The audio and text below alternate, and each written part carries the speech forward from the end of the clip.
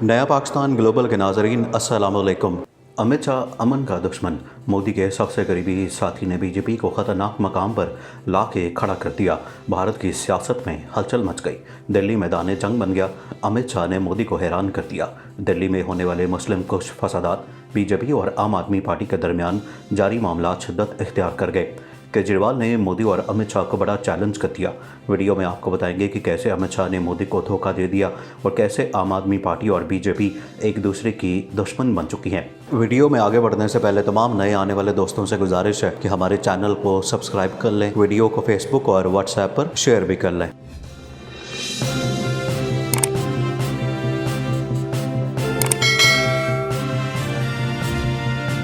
नाज़रीन, भारत का दारुल-हुकूमत दिल्ली इस वक्त मैदान जंग बन चुका है।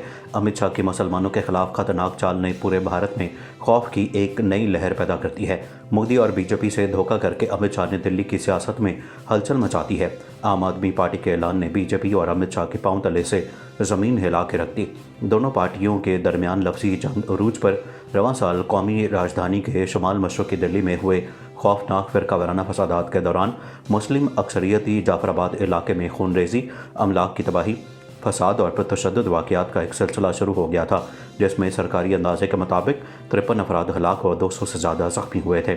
ये फसाद बुनियादी तौर पर एक मखसूस ज़हनियत के इंतहा पसंदों की भीड़ के ज़रिए मुसलमानों पर हमला करने की वजह से हुए। हलाक होने वाले 53 अफराद में से 2/3 मुसलमान थे, जिन्हें गोली मार दी गई थी, तलवार से काट कर आग में जला दिया गया।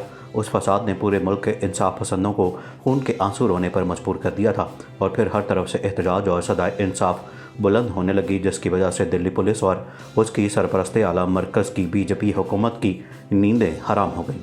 नाज़रीन, इस फसाद में दिल्ली पुलिस का जिस कदर शर्मनाक चेहरा सामने आया, उसने मुकम्मल तौर पर मरकज़ी हुकूमत को कटहरे में खड़ा कर दिया था।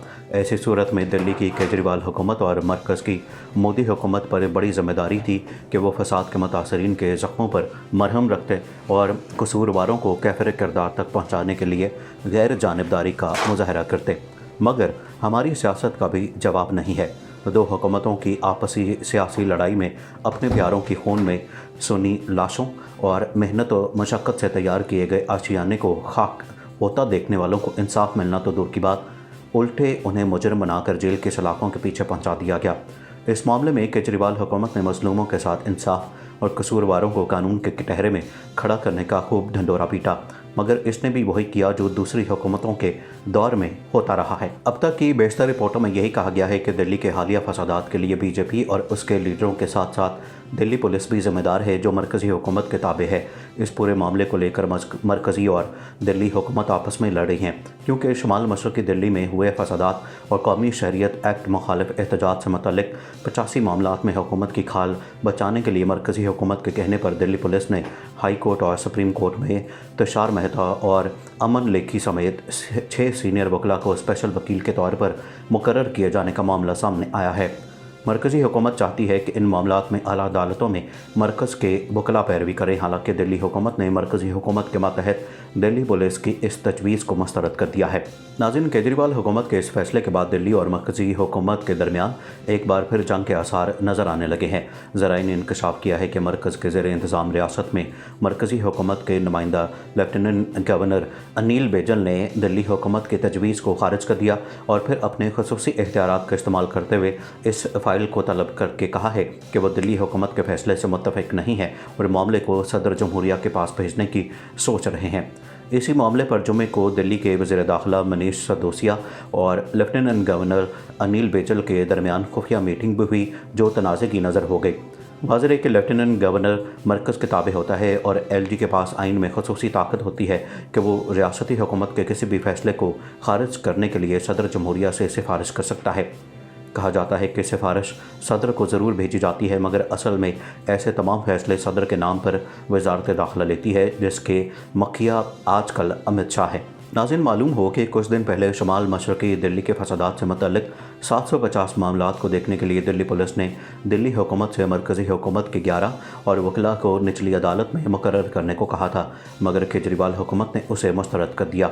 बाद में मरकज़ी हुकूमत ने LG के खसूसी इख्तियारात का इस्तेमाल करते हुए दिल्ली हुकूमत के फैसले को मुस्तरद करके अपने वकला को मुकर्रर कर दिया। उस वक्त भी दिल्ली हुकूमत और मरकज़ी हुकूमत के दरमियान काफ़ी तनाज़ा हुआ था। اب اعلیٰ عدالتوں کے لیے بھی مرکزی وزارت داخلہ اپنے وکلاء کو مقرر کرنا چاہتی ہے، جسے لے کر دلی حکومت نے اپنی توہین کر کے مرکز کے فیصلے کو مسترد کر دیا ہے۔ پچھلے چند مہینوں میں جب نچلی عدالتوں کے کیس اپیل میں ہائی کورٹ گئے تو دلی حکومت کے وکیلوں اور مرکزی حکومت کے وکلاء میں مار پیٹ کی نوبت تک آ گئی تھی۔ متعدد مواقع پر عدالت میں ہی دلی حکومت اور مرکزی حکومت کے وکیلوں میں جم کر کہا سنی ہوئی ہے۔ ایک معاملے میں تو اتنی زیادہ کہا سنی ہو گئی ہے کہ بات سامنے آئی کہ تشار مہتا یہ کہہ کر کورٹ سے باہر چلے گئے کہ وہ اپنی اتنی بے عزتی برداشت نہیں کر سکتے۔ یاد رہے کہ حال ہی میں کشمیر کی حاملہ خاتون صفورہ زرگر اور فیصل کو ضمانت ملی ہے۔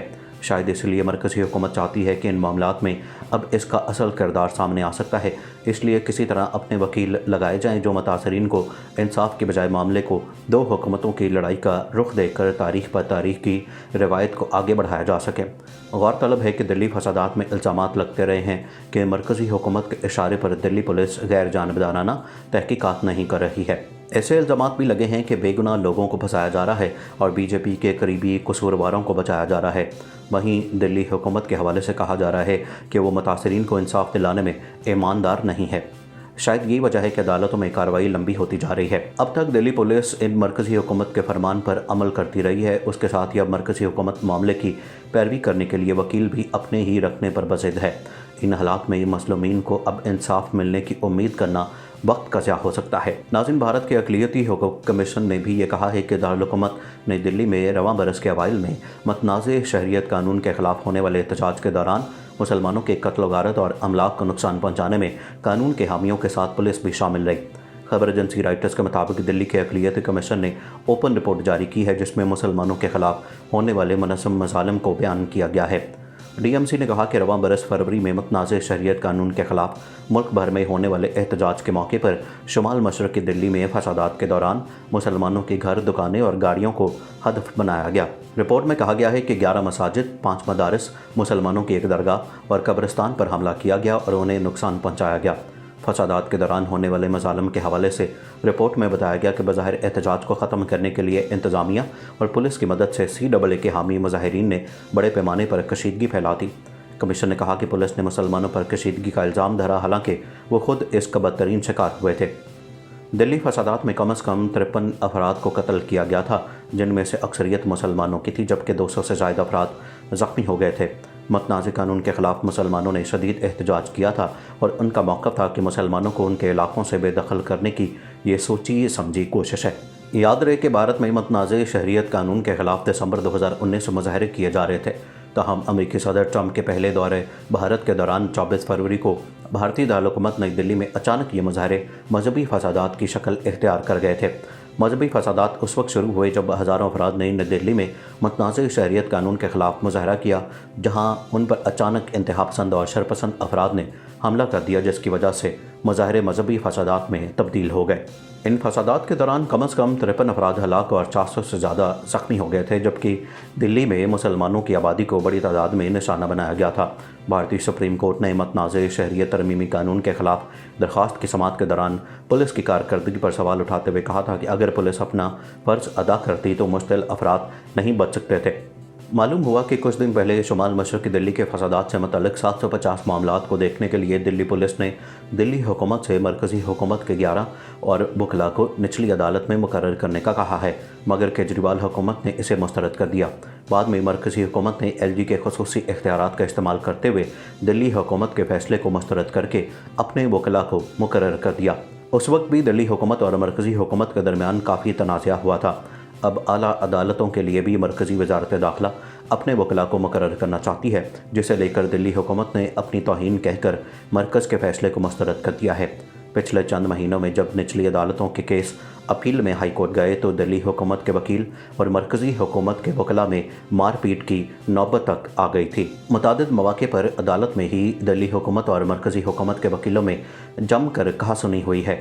ایک معاملے میں تو اتنی زیادہ اختلاف رائے شدت اختیار کر گئی کہ بات سامنے آئی کہ تشار مہتا یہ کہہ کر کورٹ سے باہر چلے گئے کہ وہ اپنی اتنی بے عزتی برداشت نہیں کر سکتے۔ یاد رہے کہ حال ہی میں کشمیر کی حاملہ خاتون صفورہ زرگر اور فیصل کو ضمانت بھی ملی ہے۔ ویڈیو کے آخر میں ایک بار پھر تمام دوستوں سے گزارش ہے کہ ہمارے چینل کو سبسکرائب کر لیں، ویڈیو کو فیس بک اور واٹس ایپ پر شیئر بھی کر لیں۔